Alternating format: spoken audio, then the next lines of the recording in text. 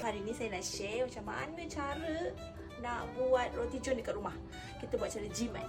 First thing, kita beli daging hancur yang Ramli punya je, ambil beg kecil.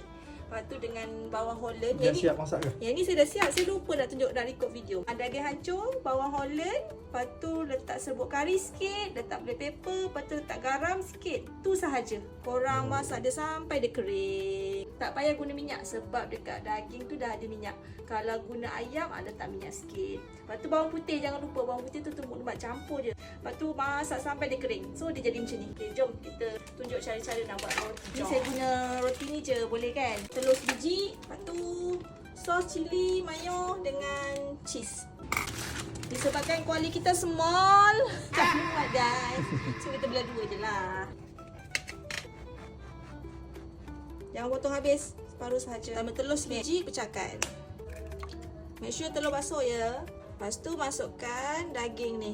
Masuklah ikut banyak korang. Saya masuk berapa bang? Ikut lah. Tiga lah Kacau-kacau. Kalau macam rasa tak cukup telur dia, tambahlah lagi sebiji. Telur tambahlah, awak kata sikit. Oh. Telur saya basuh Itu yang buat rangok. Buat sendiri. So kita letaklah banyak. Okey, dah. Kacau-kacau. Okey, jom kita masak. Letak butter. Butter dah panas. Banyak daging dia. Letakkan kecap. So kita ambil roti tadi kita belah, kita letak. Kita tolak ke dalam. Jadi jari baru kita balikkan dia.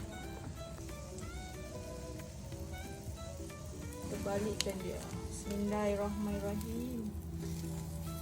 Wow. Jadi. Kita masukkan cheese. Okey, dah siap. Kita letak sayur. Sayur je, ni je yang ada. Letak cheese. Okey, siap. Kita bertemu lagi di video Akak Fatihah masak, Ijat yang rasa. So, menu untuk hari ni roti john. So, jangan nak rasa dulu. Bismillahirrahmanirrahim.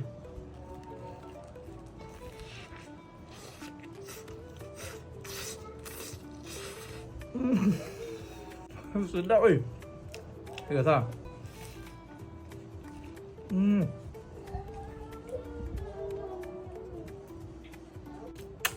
Perfect.